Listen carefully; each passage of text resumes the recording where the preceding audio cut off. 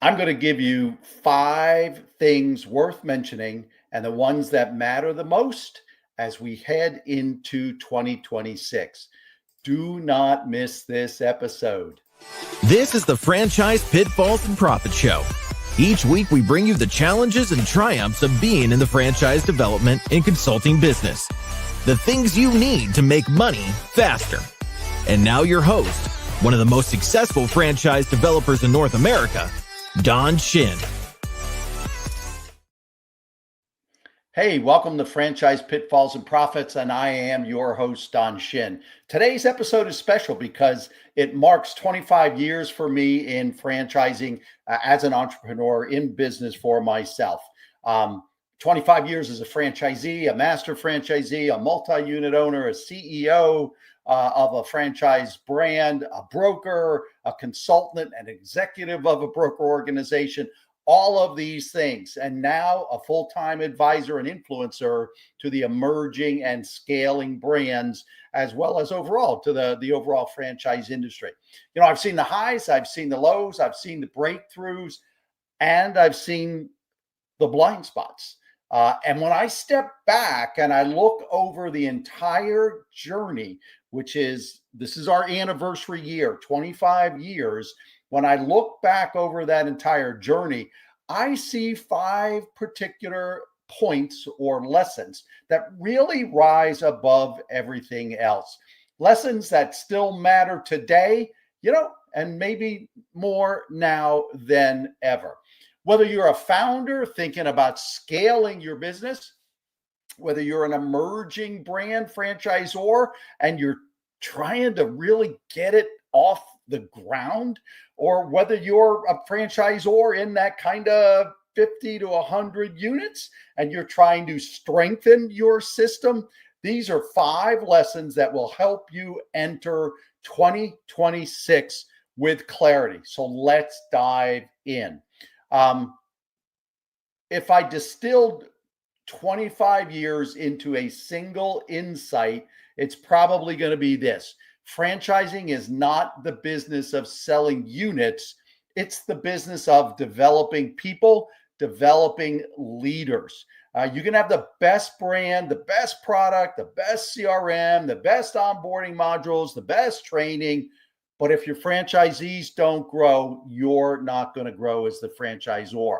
And I've watched franchisors with average models scale because they were exceptional at recruiting and developing their leaders, their franchise partners, people.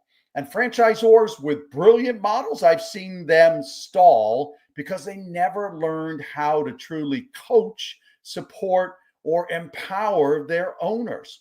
When franchisees grow in confidence, when they grow in operational discipline, when they step up and learn how to be leaders, whether they have a couple of part-time people or 30 or 40 employees, when they step into financial skill sets, the entire brand grows.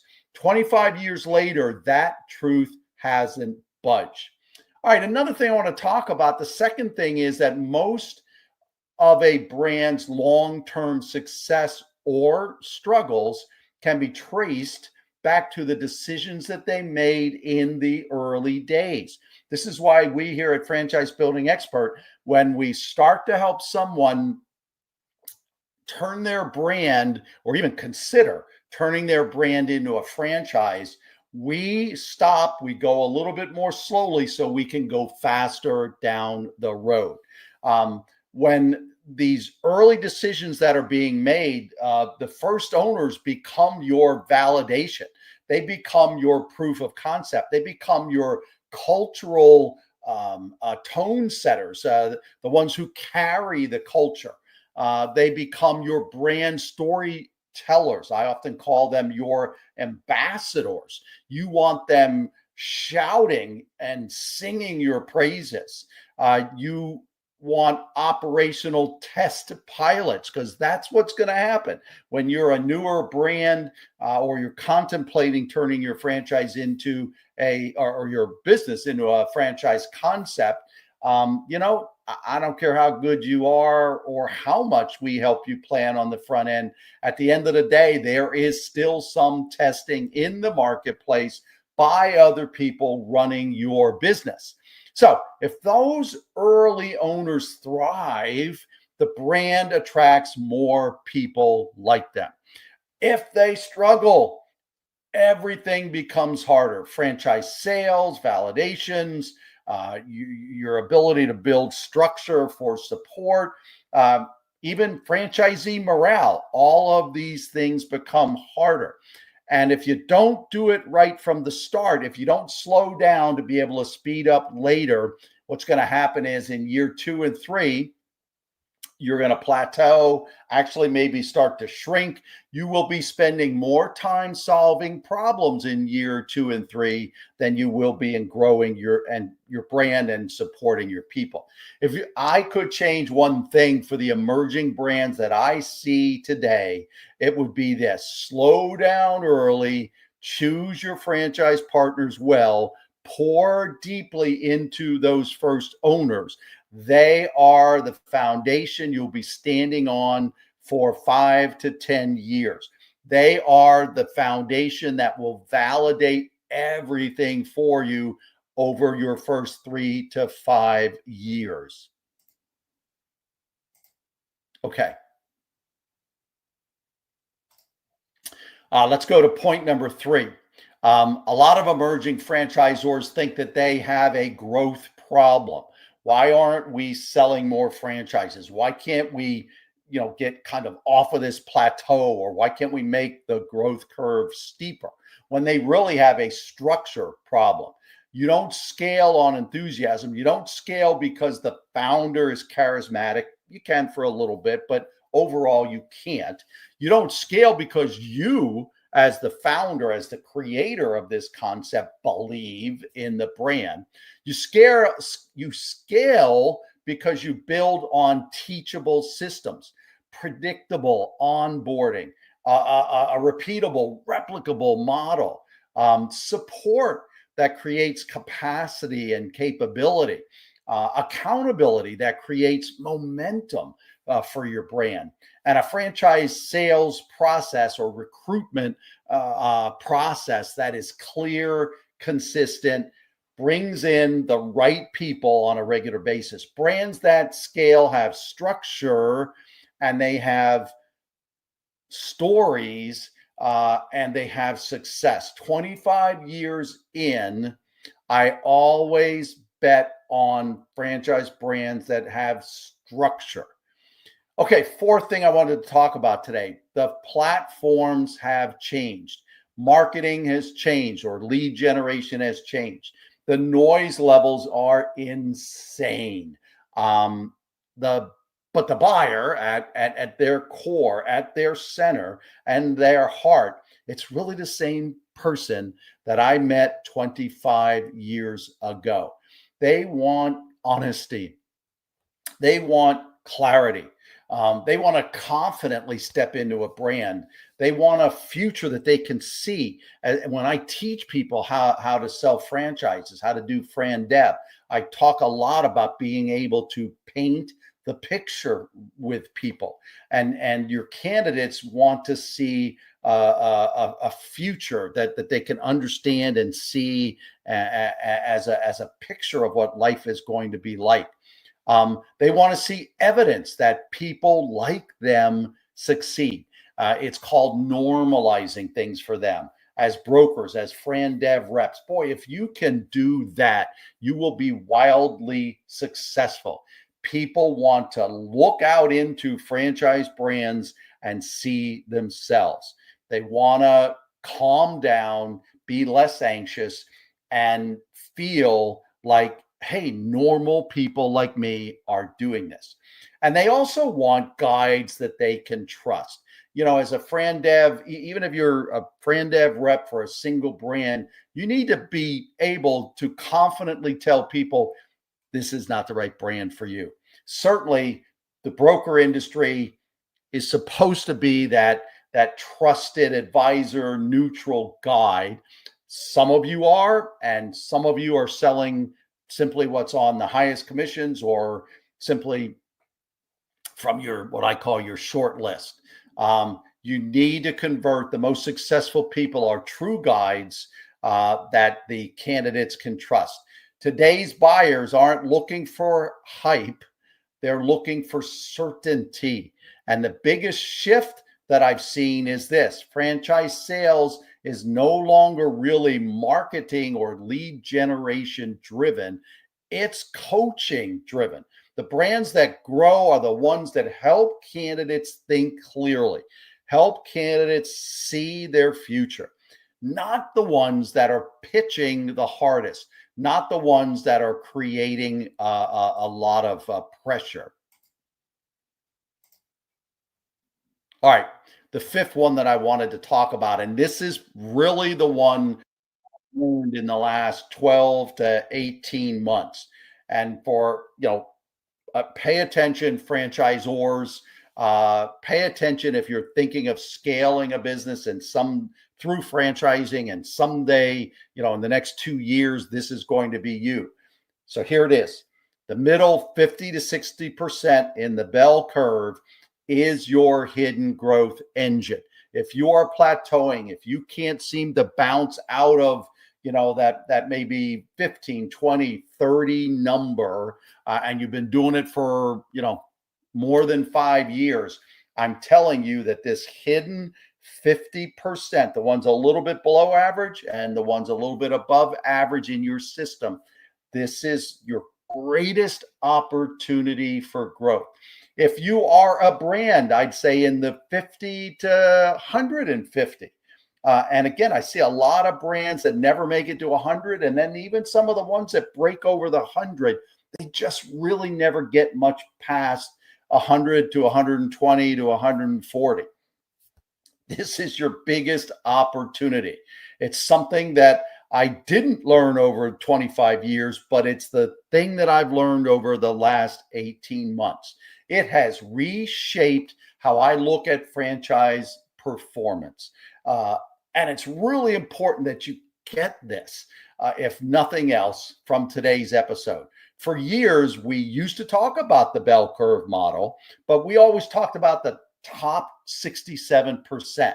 And the idea was, support the highest performers, keep those solid performers moving and producing. Just don't get stuck in the weeds of the bottom third.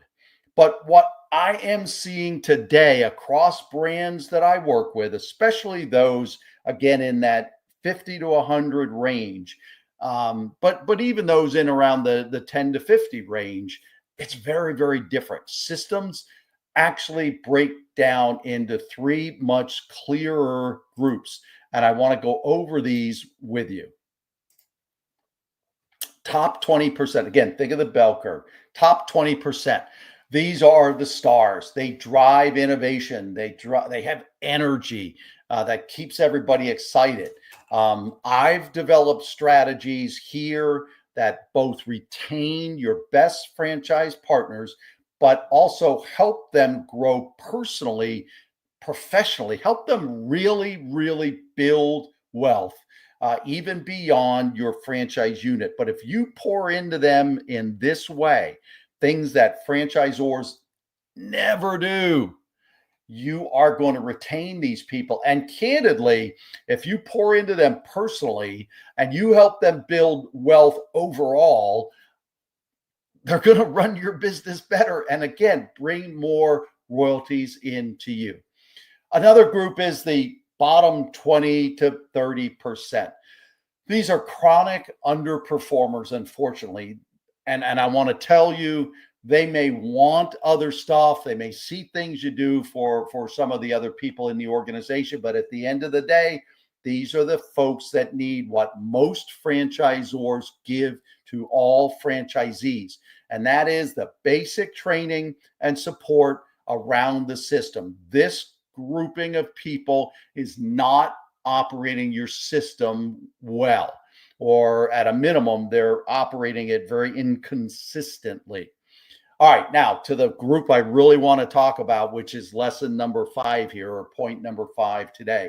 And that is this middle 50 or 60% around average. This is the largest, quietest, is that a word? Quietest and most important group to you for your serious growth. They operate the system pretty doggone well. They don't complain much. So you don't really think about what they're really getting involved in, and you don't really think what they need to move the needle, what they need to significantly improve, because they're doing fine, you know? So you need to adjust your whole franchise curve of average unit performance by addressing the needs in this middle 50%. This has the biggest, most dynamic opportunity for growth of franchisees' revenue and ultimately your royalties. So here's the lesson. If you want dynamic improvement, if you want great validation, if you want a stronger overall culture, if you want more consistent performance from your franchisees, the type of performance that you believe and know your model should produce, your best opportunity is here in this middle 50%. This group isn't failing, but they're not maximizing your model either. You recruited them well. I want to be very, very clear. You recruited them well. They are indeed very capable. And for the most part, this group's still pretty committed, but they want more too. They just don't know how to get there. They haven't been able to identify what's holding them back from doing better and from maximizing the brand and the model that they bought. So when this middle group improves, even a little bit, the whole brand lifts up. Validation consistently strengthens. Franchisees' confidence is growing. Your culture stabilizes. The bottom group really shrinks, and the brand overall just is really going to become healthier and more scalable. In a nutshell, everybody wins. This is the group most franchisors unintentionally overlook.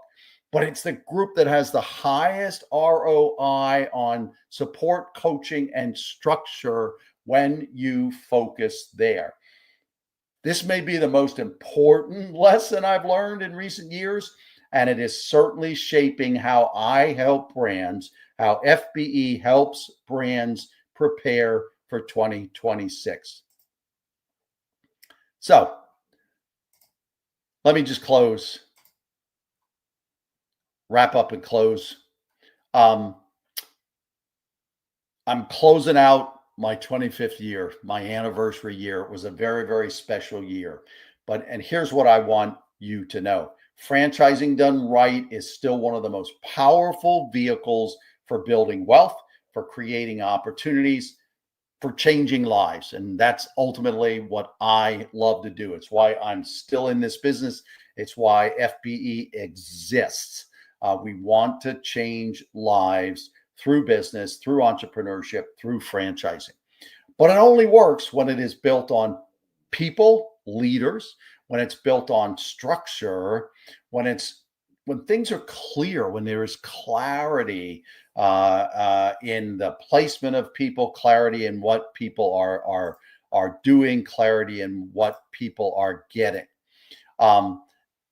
It works when people are coached, when brands go beyond the basic support, the basic being sure people are operating the system well. This is why we developed the Franchise Foundations for Success program. It is a gap-filling training and coaching program targeted very much at new franchise partners so they start well, and this middle 50 to 60%. And then lastly, this works when things are intentional, consistency, is created, and again, the correct coaching, the correct support of both doing the system well for the people that need that, as well as the coaching to help fill the gaps. These lessons have guided me for many years, but the one, again, the power of the middle 50 or 60% that's a newer insight. That's a newer thought process. It's one that we've analyzed, researched, and it's just become so clear to me over the last 15 or 18 months. Our customers who are implementing it well, let me just say, they're crushing it. Their franchise partners are doing extremely well. So some truths are timeless, some sharpen over decades of watching what really drives performance. But together, all of this shapes how I am helping, how FBE is helping brands move forward, and really, as we wrap up a year and go into a new year, this is how we're helping brands prepare for 2026. So next week, I'm going to shift a bit from these timeless lessons to timely insights. I'm going to break down the state of franchising for 2025. I'm going to show what this year has exposed, and we're going to talk next week about what's changing behind the scenes and what most smart founders are going to be focused on next year. So if today was about wisdom, next week is about strategy. So join me next week. Again, it's Don Shin here for Franchise Pitfalls and Profits, where we get real.